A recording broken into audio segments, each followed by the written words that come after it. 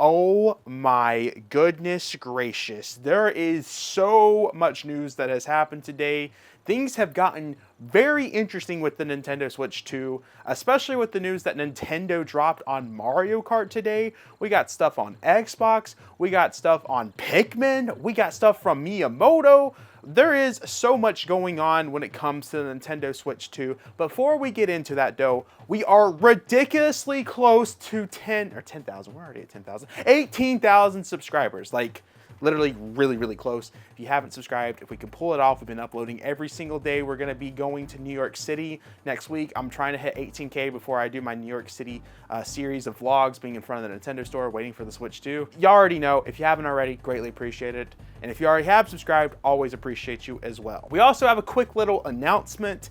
I will be at Southeast Game Exchange, as I always am, but what's a little bit different this year is I will have a signing. They haven't told me when my signing is going to be, but one of the 3 days, July 18th through the 20th, there will be a signing where I'll be signing for 30 minutes. If y'all haven't come by to Southeast Game Exchange before, it's one of the best gaming conventions I've been to.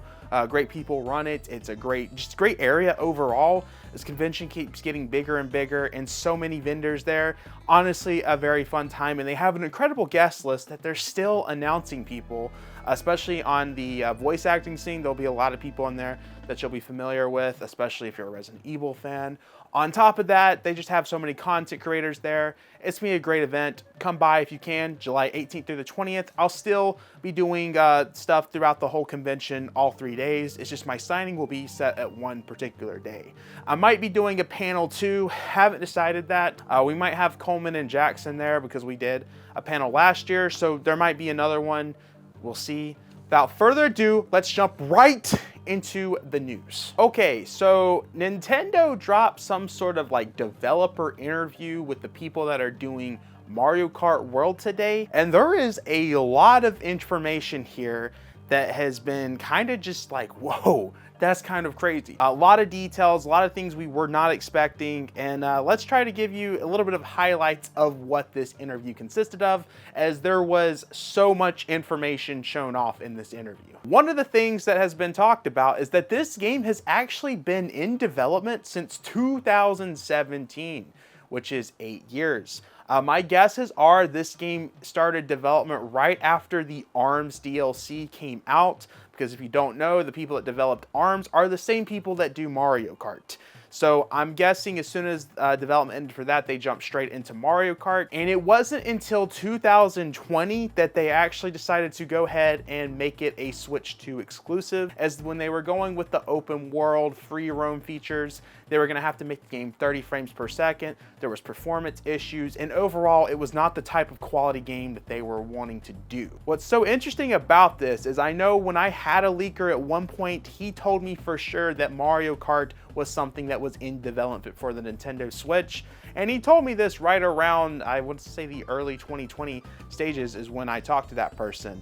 And that was like one of the last things he told me, and that game never came out. I guess this is why, because it had been moved from the Nintendo Switch 1 over to the Nintendo Switch 2, which I think is very interesting, and I think explains why there's so much content within Mario Kart World when it comes to something like the characters. This is the biggest roster that Mario Kart has ever had before, and there's just been so many ridiculous characters that you can play as that it's made you question how much development time they've had. They confirmed that there's going to be over 200 music tracks within Mario Kart World, making this the biggest in terms of music that Mario Kart has ever had. I believe Mario Kart 8 Deluxe was originally the biggest, and I think that had right around a little over 80 tracks if you count the DLC within that when it comes to music. So that is pretty crazy. There is also confirmed to be a 24-minute day cycle for Mario Kart World. I'm gonna be honest, I don't know if I like that or not. I feel like there needs to be a longer time period with that, and I hope that maybe in a future update there'll be a way to do something like that. I feel like at the bare minimum, I think 48 minutes makes the most sense out of that. But maybe it's less noticeable as I play through the game.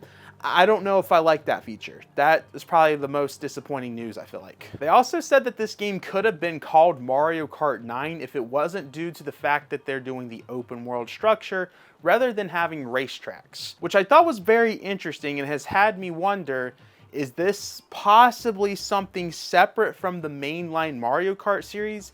Is it possible Mario Kart could go back to the numbers and then there's like a Mario Kart 9 that happens years from now?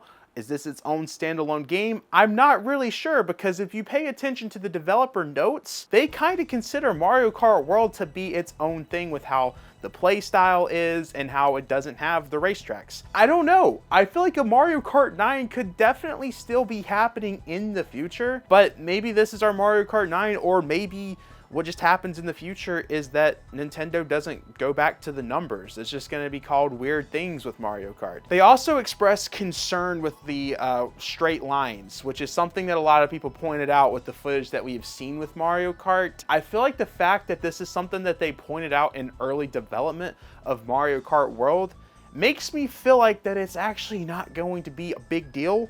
But we're going to see. I feel like there's a lot of stuff with Mario Kart World that we do not know about. And I mean, obviously that direct was horrible, did a horrible job showing off Mario Kart World, because as I tell you more things about the features within it, you'll be asking yourself, why did they not show this in the direct? They confirmed that there is a lot more free stuff to do into this world, other than what the missions appear to be, where you're collecting blue coins, for example. The developers made very clear that there is so many missions where you're going to have, they didn't say the words endless, but you're going to have hours and hours of content to do when it comes to doing stuff around the world, collecting things, anything you can imagine is kind of how they described it. I feel like that's reassuring, because I feel like it was obvious that they hid stuff in the direct with some of the stuff that they showed at the last minute, but you just ask yourself, what was the point of that direct? Why are they going that approach? Didn't really make sense in my opinion. And that's pretty much it. If I'm honest with y'all, there was a lot of information into that, but I feel like these are like the big highlights out of that developer interview. Kind of threw me off. Wasn't expecting Nintendo to just drop that, especially some of the details that are put into there is stuff that you wouldn't really hear about till like years later after the game came out. So I thought overall that it was a very interesting developer interview. Nintendo actually showed off the Joy-Con 2 mouse features and how you can actually customize the speed of it and the sensitivity of the mouse. And the interesting thing about it, you got 3 options on there: the high, medium, low. And they also said that there will be more options regarding mouse controls depending the game that you're playing. They'll have a higher, slower, a good in-between there when it comes to options of the sensitivity, speed, that type of stuff. They said that Meteoroid Prime 4 is one to be expecting features like this. So I think that's really exciting and honestly opens the door once again to amazing gameplay opportunities. We're seeing Fortnite seemingly having a mouse control mode, which is crazy. The thing I'm waiting for, Mario Maker 3, dude, that is going to be peak with the mouse in my opinion. But let's see. The Verge is reporting that Xbox is working on a lot of Nintendo Switch 2 games to where we should be hearing about them very soon. Obviously, this could be a lot of things. We know that Phil Spencer talked about how he's loving what the Nintendo Switch 2 is going to be and how they're going to support the system. And we've been seeing a lot of games go to PlayStation 5, for example, things like Indiana Jones. And it's had people wondering what could be coming from the Switch 2, because as of right now, we have not seen a single Xbox game. We know that Master Chief Collection has been heavily rumored to come out later this year, so I feel like the Halo Master Chief Collection could be announced pretty soon. Maybe if there's a Nintendo Direct in June, as there typically is, this is where we would see this type of news. You know, I think Hi-Fi Rush makes sense, but I also know that that's not really an Xbox game anymore. So I don't know if they can bring that game over. You know, there's also a lot of Bethesda titles, like the brand new Doom, for example. Doom has been on Nintendo Switch, except the newest, of course. It would make sense to put that on Switch too. They also have just many other titles like Fallout 4. Maybe that could come to the Switch too. I don't know. There's a lot that this could be. I expect a lot of support from Xbox heading over to the Switch 2. Maybe even Sea of Thieves. I know that's something that they brought over last year to all consoles. But we should be hearing some news regarding what these games could be and how they're going to run, how they're going to look pretty soon. I also know that Xbox has their presentation, but I don't know if they really want to highlight the fact that the Switch 2 is getting games in their big Xbox presentation. But, you know, Microsoft and Xbox, they like to do weird decisions that really don't make sense. What they'll probably end up doing, knowing them, they would say, Xbox Series X exclusive, PlayStation 5 exclusive, PC exclusive, and Nintendo Switch 2 exclusive. Alright, so they actually interviewed Miyamoto, which Miyamoto has talked about a lot of things here. A lot to take in here, because Miyamoto has interesting comments regarding another franchise of his, but let's just go over this interview. They asked Miyamoto's thoughts on the Nintendo Switch 2 launch, and this is what he said. Looking at the younger, next generation of players, I think one of the most exciting things about Nintendo Switch 2 is the ability to have the upgrade patches to original games that provide a more enhanced experience and then add on top of that new experience. And so leaving the development environment as is, we're able to build these games, and now that we have more powerful hardware, there's more power left over that can be used for other experiences. I think, for example, it gives indie developers the ability to expand on the unique experiences that they've been able to provide with a smaller group. And so because of that, I think the fact that the mouse or voice chat is part of the Nintendo Switch 2 package is something that's very attractive and exciting. And obviously, look forward to the new Donkey Kong game as well. Bro, I'm telling you, this game chat feature, industry planted. No one asked him to talk about the voice chat. All these developers, they're making sure to talk about the voice chat in some form. I just find that funny. Interestingly enough, they asked Miyamoto about Pikmin, and Pikmin is a very big deal to Miyamoto. In fact, it has an interesting development cycle as well, if you ever paid attention to the Pikmin 4 cycle, because believe it or not, that game actually got announced in 2015. Miyamoto said that the game was almost done. Want to guess when that game came out? 2023. They asked what he thinks about Pikmin, the future of it, and all those things, and honestly, a lot to take in here. I spent a lot of time the past 5-6 years really wanting to grow Pikmin. Obviously, a lot of that is focused around Pikmin Bloom, and there was also new Pikmin titles that released, but I wanted to see if there's other ways that we can have people engage and get to know Pikmin that's outside of the population that plays video games, for example. And it really stems back to 20 years ago when we did a presentation where it starts off with, there's a Pikmin next to you. And so in Nintendo, there's sort of like an unwritten rule. Mario needs to stay in the Mario universe, or Splatoon needs to stay in Splatoon. And we don't use different characters in the same place, but Pikmin has this kind of unwritten rule where they're okay to appear with other characters. This is just me throwing a theory out there. I am wondering if Pikmin could potentially secretly be in other Nintendo games and we've never found them. If you pay attention, Pikmin can be seen at Super Nintendo World, hidden throughout all of the theme park. Why was I struggling to say that? And then if you go to the Nintendo New York store, the Pikmin are also hidden through there at places you're not expecting. And it makes me wonder, what if there's just like some crazy secret developer area in these games that actually have Pikmin in it and we've never found them? I don't know. But the fact that this is a rule where Pikmin can appear anywhere, I feel like Pikmin are definitely in more Nintendo games that we don't even realize and might be something we never realize for the next few decades. And they've asked Miyamoto if it's possible Pikmin could expand into other things, like being a part of the theme park over there at Universal, movies, that type of stuff, and this was Miyamoto's response. Obviously, I can't say yes or no here, but I really see Nintendo as a sort of like a talent agency, and we have within our roster a lot of talented characters.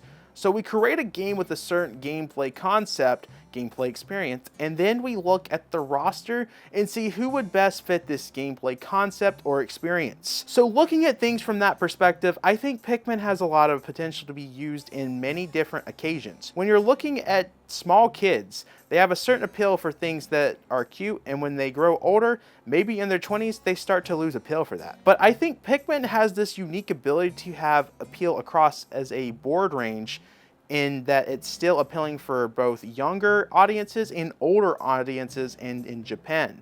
And so I'm hoping that we can expand that globally. So whether it's some kind of movie or show, Things like that would be really fun. It's no question that Miyamoto really likes Pikmin, and his goal has always been to make Pikmin way bigger than it is. In fact, Nintendo looks at Pikmin as kind of like their main 5. If you look at something like San Francisco at the Nintendo store, they have Nintendo's Mario, Splatoon, Zelda, Animal Crossing, and Pikmin there. And they're really trying to push Pikmin to be as big as those franchises. And I feel like the type of gameplay that Pikmin 4 offered was also pushing to be more suitable for everyone. I don't think Pikmin has become as big as what Miyamoto and Nintendo want, but it's still a big series. And hopefully it becomes what Miyamoto is exactly wanting. I don't feel like Miyamoto gets to put the amount of time that he would love to within these games, because Miyamoto is more focused now on making the Mario movie and the stuff with Universal Studios right now. And I'm sure Miyamoto is in the works of other movies such as the Zelda movie. That's kind of now his role into Nintendo. He doesn't have a big presence in Mario games or the Donkey Kong games or even Pikmin anymore. He just kind of has like a small say in it, which is kind of sad, but I understand why he's been moved to this role, because what he's doing is working well. Look at how the Mario movie's doing. Look at how Universal Studios is working out. And honestly, the Zelda movie is probably going to be a big success as well, which is probably going to open the door to more Nintendo movies, which is probably soon to be Pikmin. He's going to throw that out there at some point.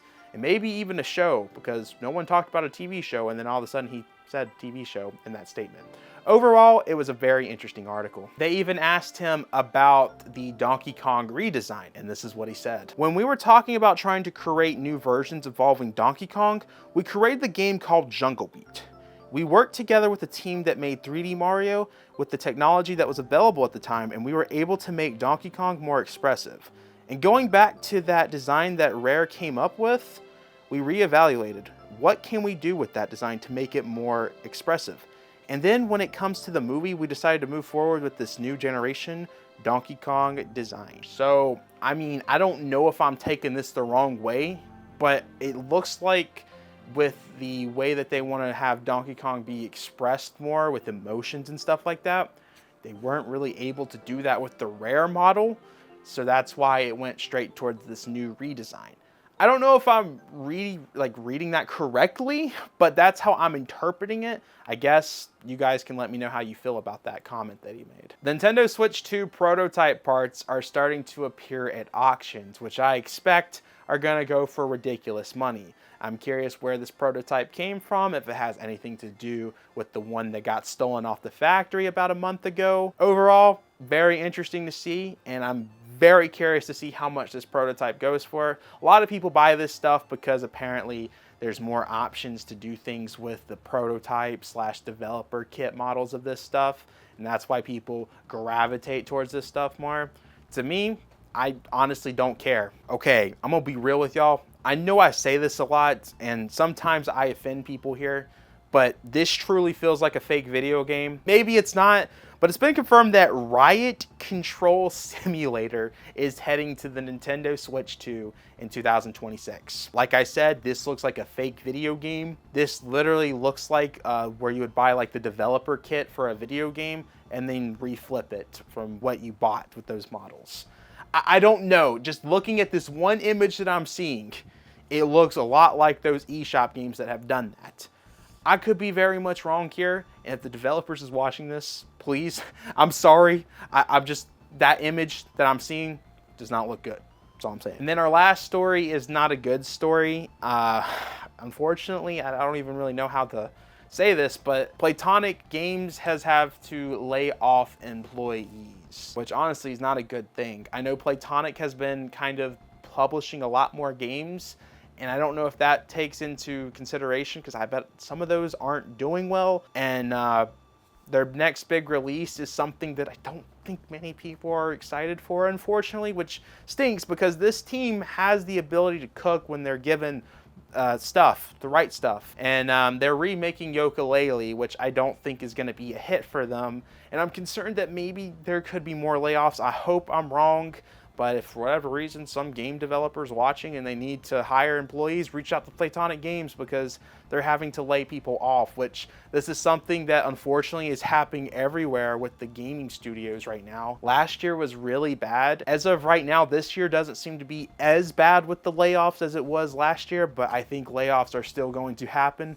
across all these gaming studios. We saw EA and Respawn have to do it last month. Hopefully this isn't a trend that's about to happen again, because that's going to be very unfortunate. Guys, that's everything I have for you. I want to hear what all y'all have to say about what's going on with these topics that we talked about, because there's a lot from the Mario Kart interview, there's a lot that Miyamoto said, the Xbox stuff. There could be speculation in the comments of what you guys think could be happening with Xbox, what games could be coming to the Switch 2. I want to hear all of it in the comments down below. Guys, make sure to backslash that subscribe button, like the video, check out the Twitter, check out the Instagram, Discord, MONADO Marine membership, $5 a month, helps out the channel tremendously. And I will see you guys in the next video. Peace.